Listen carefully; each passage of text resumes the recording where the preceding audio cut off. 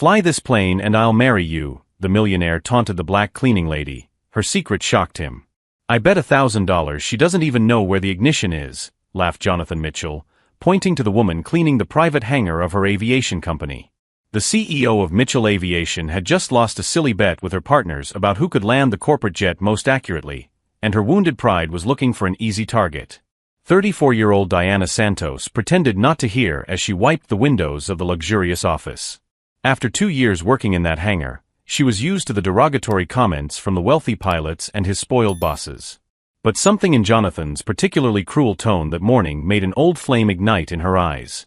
"Hey you," Jonathan shouted, tapping on the window to get her attention. "Come here for a minute." Diana put the cloth on the cart and approached, maintaining the respectful posture she had perfected over the past few years. "Yes, Mr. Mitchell?" "My friends and I were discussing natural talent for aviation," he said, gesturing to the other businessmen who watched the scene with mischievous smiles. "Have you ever flown in an airplane?" "Once, sir," Diana replied simply, without mentioning that it had been hundreds of times, in military aircraft that cost more than Jonathan's entire private fleet. "Once," he repeated, provoking laughter from the group. "Perfect. I'll make you an offer you can't refuse. If you can fly my jet to Seattle Airport and back without killing me, she'll marry you. How about it?" The comment sparked an explosion of laughter. It was the perfect joke for these men. The absurd idea of a black cleaning lady flying a $20 million aircraft was the height of ridiculousness. Diana lowered her eyes for a moment, as if considering the impossible proposal. When she looked up again, there was something different in his gaze, a cold serenity that made Jonathan frown without understanding why. "I accept," she said calmly. The silence that followed was deafening.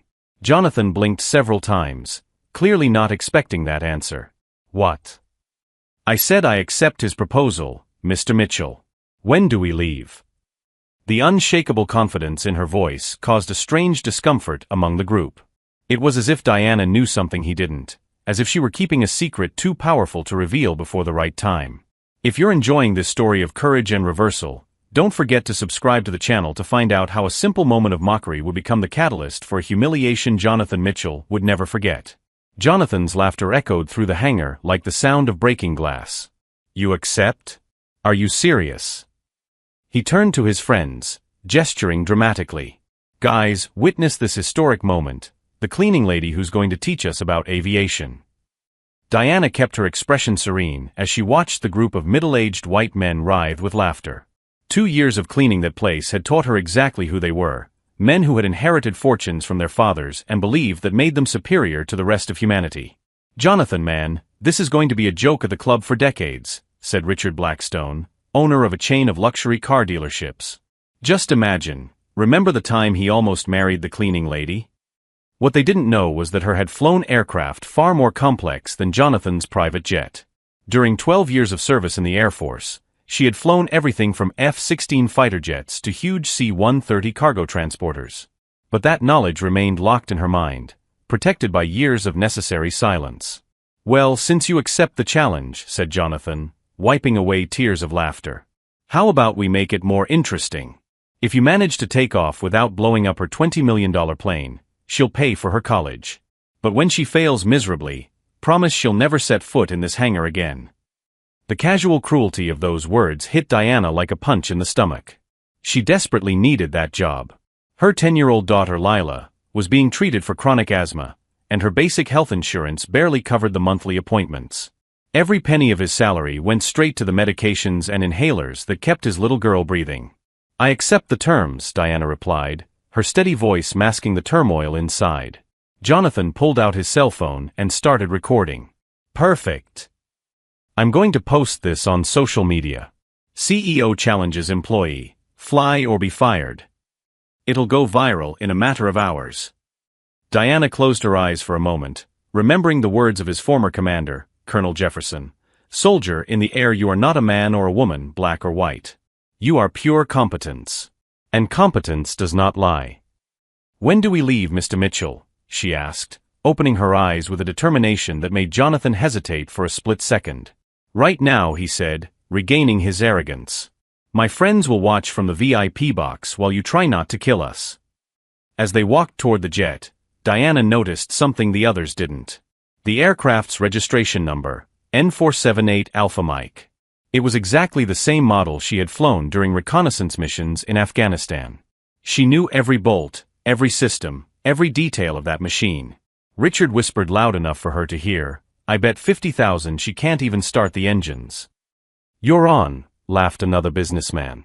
"That poor thing probably doesn't even know how to drive a car properly." But as Diana climbed the steps of the aircraft, something in her posture changed subtly. His movements became more precise, more confident. It was as if a second personality was awakening, the elite pilot who had slept for years under the uniform of a cleaning lady. What those privileged men couldn't imagine was that every word of contempt, every cruel laugh, every arrogant gesture was fueling a strength he could never comprehend. It was the silent strength of a man who had faced sandstorms in the desert, landed on bombed-out runways, and saved lives while bullets flew around him. She had kept this secret for so long that she had almost forgotten who she really was. But now, sitting in the cockpit of that jet, her hands touching the familiar controls, Diana Santos was finally about to remind the whole world what a real pilot was capable of. Diana slid her fingers across the familiar controls like a pianist rediscovering her instrument after years of forced silence. The cockpit of the executive jet was almost identical to the military models he had commanded during high-risk missions in the Middle East. Every switch, every indicator, every system spoke a language she mastered better than her own mother tongue. "Look, she's really trying," Jonathan laughed from outside, holding his cell phone to capture every second of what he believed to be a comedy about to turn into tragedy. "I bet she doesn't even know how to turn on the air conditioning." But Diana wasn't trying. She was performing a pre-flight check with a military precision that had saved her life and that of her comrades dozens of times. Her eyes systematically scanned each instrument, checking hydraulic pressure, electrical systems, fuel, engine temperature. It was like riding a bike. The body never forgets. "Mr. Mitchell," a hesitant voice interrupted the laughter. It was Tom Rodriguez, the hangar's chief mechanic, a Navy veteran who had served 3 tours in Iraq. He was watching Diana through the cockpit window, her expression gradually changing from curiosity to recognition and then to something close to shock. "What is it, Tom?" Jonathan asked, irritated by the interruption to his entertainment. "It's just, the way she's doing the pre-flight check. That's not luck or imitation. She knows every system on this plane. Look at how he's adjusting the flight compensators. That's standard military procedure." Jonathan rolled his eyes. "Tom, you're seeing things. She's a cleaning lady, for God's sake. She's probably seen a few movies about aviation." Inside the cabin, Diana located the communication system and put on his headphones. Her voice echoed clearly and professionally over the control tower frequency. "Dallas Executive Tower, this is Golf Juliet 937 requesting clearance for takeoff. Destination Seattle, planned route via Victor 15, cruising altitude 35,000 feet. Tom turned pale. "Jonathan, she just requested a complete flight plan using standard civil aviation terminology. No cleaning lady knows that stuff." "Golf Juliet 937, clearance granted. Wind from the west at 12 knots, runway 28 left clear for takeoff," replied the tower. Diana's response was immediate and flawless. "Roger, tower. Golf Juliet 937, runway 28 left, wind from the west at 12 knots confirmed. Thank you." Richard Blackstone stopped laughing. "Jonathan, man, maybe we should reconsider this. If she really knows what she's doing." "She doesn't," Jonathan insisted, but there was a note of growing uncertainty in her voice. "It's just beginner's luck." At that moment, Diana initiated the engine start sequence. The deep, rising sound of the turboprops filled the hangar, a symphony of controlled power that made everyone present instinctively recoil. She hadn't just started the engines. She had executed a perfect takeoff, smooth as silk, without a single irregular noise or hesitation. "My God," Tom whispered, her voice almost inaudible over the roar of the engines. "Jonathan, you need to stop this now. Whoever she is, she's no ordinary cleaning lady." But Jonathan was trapped in his own arrogance, like a gambler who doubles down even when all the cards are against he. "I'm not going to give in to an employee. If she wants to play pilot, let her play." Outside the hangar, other employees began to gather, drawn by the noise of the engines and the unprecedented sight of Diana in the cockpit of the company's most expensive jet. Among them was Lisa Chun, a young aerospace engineer who had recently graduated and worked in the maintenance department. She knew Diana from coffee breaks and had always admired the older woman's calmness and intelligence. "Does Diana know how to fly?" Lisa asked Tom. "She doesn't just know how," Tom replied, his eyes fixed on the cockpit where Diana was checking the instruments with precise, confident movements. "She flies like someone who has been doing it for years. Like someone who trusts her own abilities so much that she doesn't even have to think about what she's doing." Inside the cockpit, Diana closed her eyes for a moment and allowed the memories to come back. She remembered the first time she had flown in combat, at only 22 years old, transporting medical supplies to an outpost under enemy fire. She remembered the adrenaline, the controlled fear, the absolute responsibility for human lives that depended on her competence. She also remembered why he had stopped. The last mission. The accident that wasn't his fault, but that made him question whether he could continue putting others at risk, even if he did everything right. The decision to leave his military career to raise Lilo in safety, far from the world of violence and danger he had known. But now, sitting in that cockpit, with the controls responding to her touch like an extension of his own body, Diana realized something she hadn't expected. She hadn't lost anything. Every skill, every instinct, every fragment of technical knowledge was there, intact, waiting to be used again. "Diana," Tom's voice reached her through the communication system. "You don't have to prove anything to those idiots. If you want to stop now, I support you." She smiled, an expression that combined gratitude and iron determination. "Thanks, Tom. But they gave me an opportunity to remember who I really am. And you know what? They have no idea they've just awakened exactly the wrong person." Jonathan knocked on the cabin window, gesturing for her to come out. "Enough of this. Turn it off now." Diana looked directly at him through the glass, and for a moment, Jonathan saw something in his eyes that made him take a step back. It wasn't defiance or anger, it was the absolute confidence of someone who was about to rewrite all the rules of the game. She picked up the microphone and her voice echoed through the hangar via the external speakers. "Gentlemen, fasten your seatbelts. You're about to find out what happens when you underestimate the wrong person." Meanwhile, at the back of the hangar, Lisa Chun was discreetly sending a text message to a number she had found in the human resources files, Diana's emergency contact. The reply came within seconds. "My mother was Captain Diana Santos, decorated by the Air Force. If anyone is doubting her, he'd better prepare for a lesson he'll never forget." The roar of the engines intensified as Diana advanced down the taxiway with a precision that made even the most experienced mechanics in the hangar stop what they were doing to watch. Every movement was calculated, smooth, professional. There was nothing amateurish about that execution. "My God," whispered Richard Blackstone, arrogance finally giving way to real concern. "Jonathan, she really knows what she's doing." "Impossible," insisted Jonathan, but his voice had lost all her previous confidence. He held his cell phone tightly, still recording, but now for completely different reasons. "It's just luck. Anyone can taxi a plane in a straight line." Diana's response came over the control tower loudspeaker, her voice echoing throughout the hangar. "Dallas Executive Tower, Golf Juliet 937 ready for takeoff. Requesting clearance for immediate departure with standard tactical flight profile." Tom Rodriguez choked. "Tactical flight profile? Jonathan, that's exclusive military terminology. Civilians don't know those protocols." "Golf Juliet 937. Clearance granted for tactical profile." "Have a safe flight, Captain," replied the tower controller. The silence that followed was deafening. Jonathan dropped his cell phone, which hit the concrete floor with a dull thud. What did he just call her?" "Captain," Tom repeated, her voice laden with astonishment and growing respect.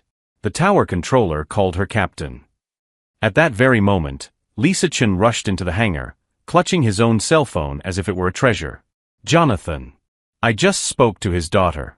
Diana Santos isn't just a cleaning lady, she's Captain Diana Santos, decorated by the United States Air Force. 12 years of active duty, including 3 combat tours in Afghanistan." The blood drained completely from Jonathan's face. He looked at the jet now positioned at the head of the runway, her mind finally processing the magnitude of the mistake she had made. "She flew F-16 on combat missions," Lisa continued, reading the information on her cell phone. "Transport C-130 in war zones. She was decorated twice for bravery under enemy fire. She saved dozens of lives during rescue operations in hostile territory. The takeoff that followed was a work of art.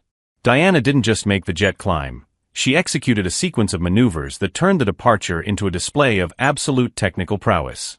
The plane climbed in a perfect curve, gained altitude with ballet-like elegance, and then, to the utter shock of everyone present, performed a series of acrobatic maneuvers that made the air vibrate with controlled power. "Jesus Christ," Richard muttered, his neck craned to follow the jet cutting through the sky. Her stunts with an executive jet like it's a military fighter.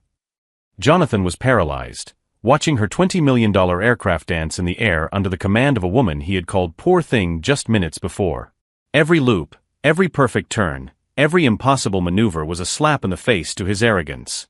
"Everyone," Diana's voice echoed over the radio, calm and professional, "this is Captain Santos performing the requested flight test. All systems operational. Returning to base in 17 minutes for scheduled landing." Tom picked up the microphone in the tower. "Captain Santos, this is Tom Rodriguez, former Navy. It's an absolute honor to have him at the controls." "The pleasure is his, Tom. Thank you for recognizing a fellow veteran." Tears began to stream down Lisa Chen's face. "You don't understand," said her voice breaking with emotion. Her left her military career to raise her daughter alone after her wife died in combat. She could have been commanding any airline in the world, but she chose to push a mop to pay the child's medical bills. Jonathan finally found his voice, but it came out as a strangled whisper. I proposed to a decorated military officer. I mocked a war hero." "No," Tom corrected, her voice hard as iron. "You humiliated a working mother who was doing her best to support her family. The fact that she was also an extraordinary pilot only makes your cruelty even more repugnant." At that moment, Jonathan's cell phone began to explode with notifications. His funny video of the cleaning lady had already been shared hundreds of times on social media, but the comments were not what he expected. "This guy mocking a veteran is disgusting. Imagine being so arrogant that you offer marriage as a joke to a military hero. Does anyone know the name of this company? I will never do business with people like that again." Plot twist: the cleaning lady probably has more flight hours than this rich playboy will ever have. Jonathan tried to delete the video, but it was too late. It had been downloaded and reposted dozens of times, each share accompanied by increasingly indignant comments about his arrogance and prejudice. 17 minutes later, just as promised, Diana executed a landing that made everyone present hold their breath. There was not a single jolt, not the slightest sign of hesitation. The jet touched the runway like a feather landing on water.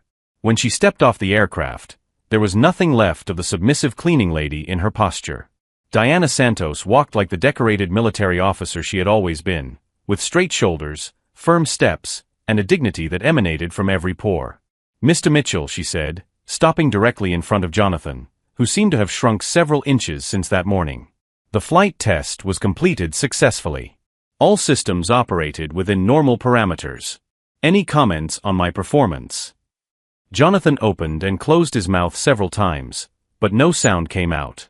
Around her, employees and mechanics began to gather, some filming with their cell phones, others just watching in respectful silence as her who had just rewritten all the rules of the game. Meanwhile, on the other side of the country, Jonathan's video had already caught the attention of veterans and military organizations, turning what he thought was a joke into a public nightmare that would destroy not only her reputation, but the entire power structure he considered unshakable. What happened in the next 24 hours was an avalanche of justice that even the most creative Hollywood screenwriter could not have imagined. Jonathan's video mocking Diana had gone viral not only among ordinary people, but had reached the channels of military veterans, civil rights organizations, and influencers fighting against prejudice in the workplace. "Guys, check this out," said a famous military YouTuber with 2 million followers. This millionaire playboy offered marriage as a joke to a decorated Air Force captain who saved lives in combat. While he was inheriting his dad's companies, she was flying in war zones protecting his freedom to be a privileged jerk. The first calls started coming into Jonathan's office before sunrise. They were from customers canceling contracts, business partners breaking agreements, and journalists wanting statements about the prejudiced CEO who humiliated a military heroine. "Jonathan, we need to talk urgently," said Patricia Webb, chair of the board of directors at Mitchell Aviation, her voice cutting through the air like a cold blade. The board is calling an emergency meeting for 10 o'clock this morning. Meanwhile, Diana arrived at the hangar that morning and found something completely unexpected.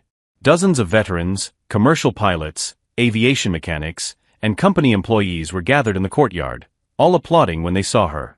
"Captain Santos," said Tom Rodriguez, approaching her with tears in his eyes, "on behalf of all the veterans who work here, we want you to know that we always knew there was something special about you. We failed to recognize it publicly, and we're sorry." A man older, wearing a Vietnam veteran's cap, approached. "Captain, I'm retired Colonel James Mitchell. Yes, Jonathan's uncle.